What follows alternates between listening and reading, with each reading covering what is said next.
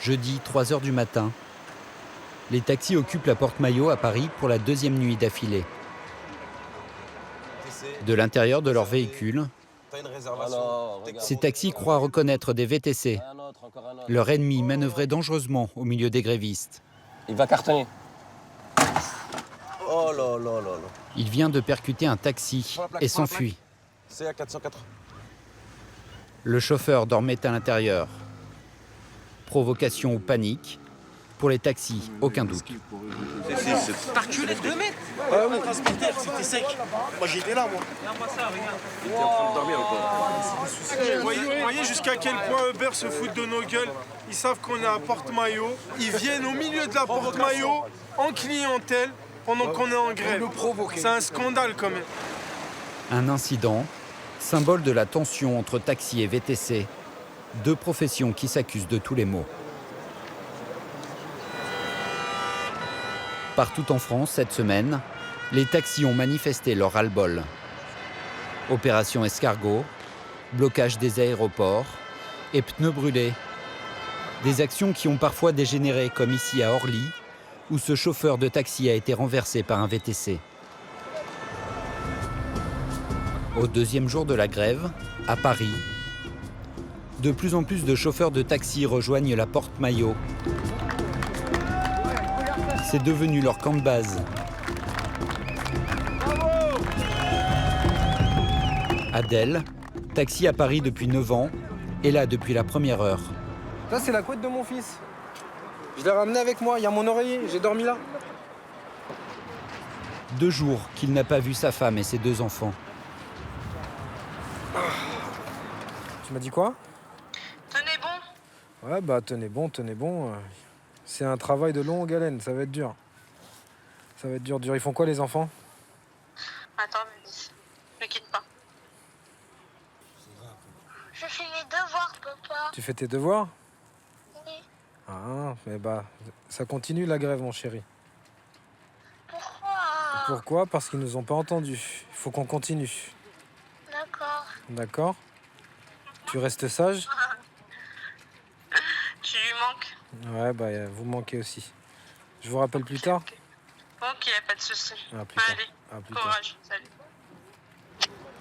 Adèle est bien décidé à rester, car comme la plupart des 60 000 taxis français, il a perdu 30% de son chiffre d'affaires en 3 ans. Tant qu'il n'y a pas de nouvelles, on ne remonte pas sur Lyon. Exactement. On est là, il y en a qui... Les coupables, selon eux, les VTC, les voitures de transport avec chauffeur, qui leur prennent leur clientèle en cassant les prix. Ma voiture ne se différencie aucunement d'une voiture de VTC. Et ils facturent moins cher. Vous feriez quoi, vous?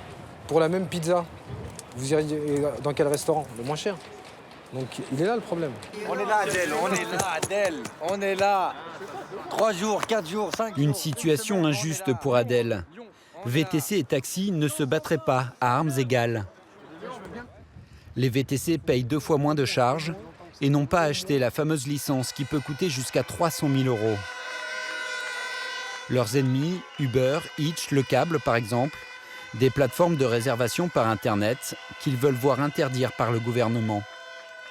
Mais les négociations en cours n'avancent pas.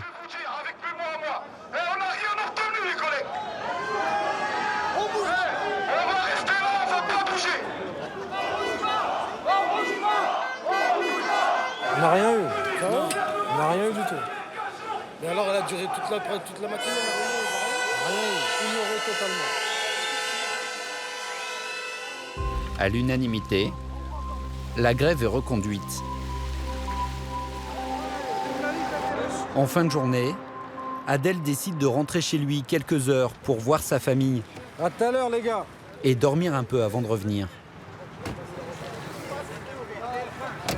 Avant la prolifération des VTC, il pouvait gagner jusqu'à 2 200 € par mois. Aujourd'hui, il a moins de clients et dit peiner à atteindre les 1 500 €. Adèle roule pourtant dans une berline de luxe allemande. Il l'a achetée en 2012, 36 000 € à crédit, dans l'espoir d'attirer et de fidéliser une clientèle aisée. C'est vrai que quand les gens nous voient rouler en Mercedes, oui, ça donne envie, mais c'est mon outil de travail, c'est pas Je l'achète, je la paye à la banque, c'est mon outil de travail. La berline affiche plus de 300 000 km au compteur. Il devrait en changer, mais faute de moyens, pour l'instant, il retarde ce nouvel achat. Adel travaille 11 heures par jour, 7 jours sur 7, le maximum autorisé pour un chauffeur de taxi parisien. Vous avez déjà calculé votre taux horaire ? Jamais. Ça me fait tellement peur que je ne l'ai pas calculé. Donc vous m'avez dit 1500 par mois, hein ? Ouais. Donc 1500 divisé par 4 pour avoir la semaine. Et divisé par combien ? Par 77 heures. Par 77 heures. 4,87 € de l'heure. Vous pensiez un jour travailler pour 4,87 € de l'heure ? Non, sincèrement non. Sincèrement non. Et voilà.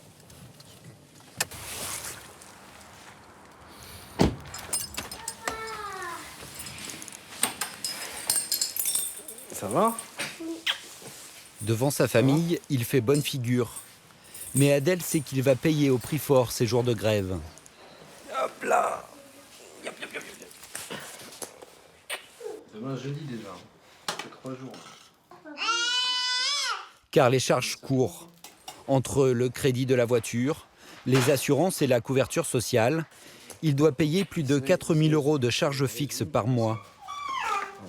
Son plus gros poste de dépense, c'est le remboursement du crédit qu'il a contracté pour acheter la licence de taxi, ce petit papier vert. Taxi parisien. Voilà. C'est ça que vous avez payé 225 000 €. C'est ça. Les prix varient en fonction de l'offre et de la demande. Avec l'arrivée des VTC, plus personne ne veut être taxi. La licence d'Adel se revendrait aujourd'hui 70 000 € de moins qu'il y a 2 ans. Au revoir.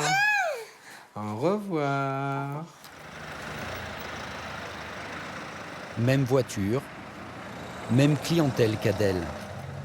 Mais Patrick, lui, ne fait pas grève. Il est chauffeur de VTC. Depuis 2 jours, il reçoit des consignes bien précises des plateformes de réservation. On en reçoit régulièrement. Hein. Alors attendez 2 secondes. Bonjour, le mouvement de grève des taxis se poursuit aujourd'hui à Paris. Nous vous appelons par conséquence à la plus grande vigilance, etc. Cet ancien attaché commercial au chômage a été l'un des premiers à se lancer dans cette activité il y a 3 ans. Il serait aujourd'hui plus de 25 000 en France. Pour trouver plus de clients, Patrick travaille pour 2 sociétés de VTC.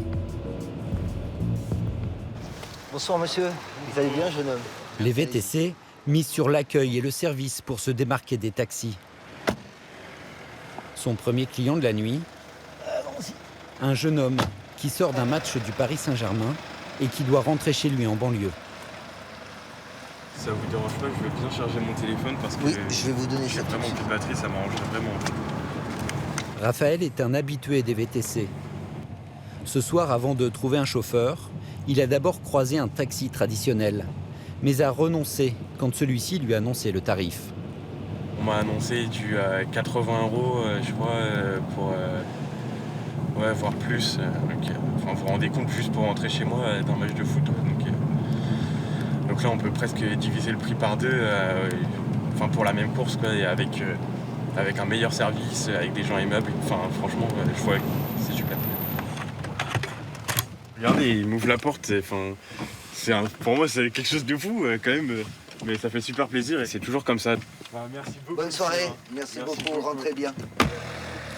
Plus d'1 million de Français sont attirés par les prix bas des VTC.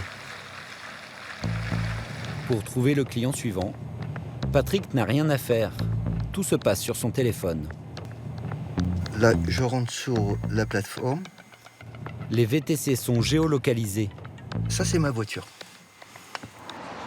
Dans le quartier, tous les abonnés à l'application voient la voiture de Patrick sur leur téléphone. Ils n'ont qu'à appuyer sur commander et il arrive.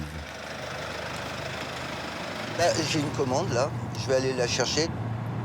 Contrairement à Adel, en tant que VTC, Patrick ne paie pas la fameuse licence des taxis. Seul moyen, selon la loi, de tourner en ville à la recherche du client. C'est ce que l'on appelle marauder. Bonsoir, messieurs, dames. Attends. Bonsoir.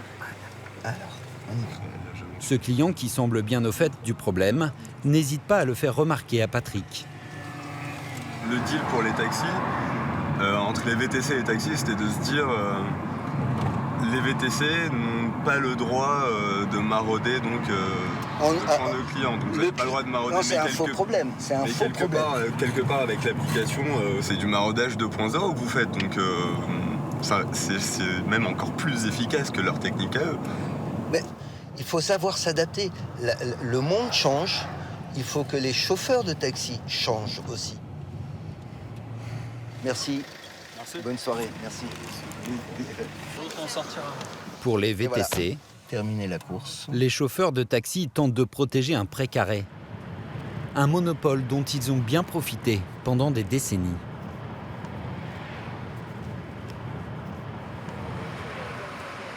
Place de la Bastille, Patrick s'offre une petite pause et retrouve d'autres chauffeurs privés comme lui. Bonsoir messieurs. Ils ne se connaissent pas, mais se trouvent immédiatement un sujet de conversation. Bonjour, vous allez bien? Ça va? Ce chauffeur dit avoir été victime le matin même d'un taxi parisien.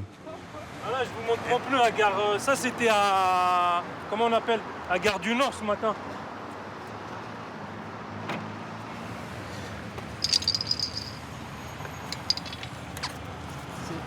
Non, ils ont mis un coup de couteau pendant qu'il était absent. Voilà, c'est une journée de perdu. Franchement, je me suis absenté 2 secondes et j'arrive, je démarre et j'emprunte le boulevard Magenta et tout d'un coup j'entends plac, plac, plac, plac, plac. Ouais. Ces chauffeurs ne comprennent pas pourquoi ils sont devenus les boucs émissaires des taxis. Comment ça se fait? Ils viennent sur nous. Vous avez un problème, vous allez voir Uber. Vous venez pas voir X ou Y, vous allez voir Uber. Parce que nous, on n'a rien à voir dedans. Il n'y a pas de problème. Bon, bah, on ira boire un petit café à C4. Ça s'arrange. Au revoir. De plus en plus nombreux, les VTC aussi peinent à trouver des clients et voient leur situation se dégrader. Pour être encore plus compétitive, en octobre dernier, la société Uber a décidé d'imposer une baisse de 20% des tarifs de ses courses à Paris. De retour chez lui, en banlieue parisienne, Par le petit-déj de papy. Patrick croise sa fille de 13 ans, le temps d'un petit déjeuner. Il fait le bilan de sa nuit. Seulement 6 courses en 9 heures de boulot. Et comme il doit reverser 20% de cette recette à Uber, ce qui lui reste est presque ridicule. Dans ma poche, là, j'ai à peine, 30 €. J'ai travaillé pour 30 €. J'ai quitté mon domicile à 10 h du soir. Je suis revenu à 7 h du matin pour 30 €. Ça fait bizarre qu'en 2016, on puisse calculer comme ça et puis trouver un résultat aussi minable. En moyenne, sur le mois de décembre, il aurait travaillé pour seulement 4,38 € de l'heure, soit un peu moins qu'Adèle, le chauffeur de taxi. À mon avis, il vaut mieux être chauffeur de taxi aujourd'hui que VTC. Ça paraît fou ce que je dis, mais c'est la vérité. Du côté des taxis, les négociations semblent avancer. Leurs représentants sont reçus à Matignon. Les grévistes sont persuadés que cette fois, le gouvernement annoncera la fermeture des plateformes des VTC en France. Mais peu avant minuit, en une phrase, leur représentant met fin à la liesse. Maintenant, il a été cash avec nous. Il nous a dit directement la suppression des VTC, c'est niet. Il a dit direct. Il a dit écoutez, c'est niet. Pas de suppression des VTC, mais le gouvernement s'engage à mieux contrôler leurs abus. Il a aussi promis une indemnisation sur la perte de chiffre d'affaires des taxis. Ces propositions divisent. Comme beaucoup, Adèle n'est pas totalement satisfait. Mais comme il n'a pas gagné un centime depuis 3 jours, il décide de rentrer chez lui. Je vais me tenir informé via les réseaux sociaux, via les collègues, savoir si demain matin, il faut venir là à 5 h ou pas. Mais j'ai ma petite idée sur le truc. Dans la nuit, les autres taxis feront de même. Le lendemain, tous les blocages en France étaient levés.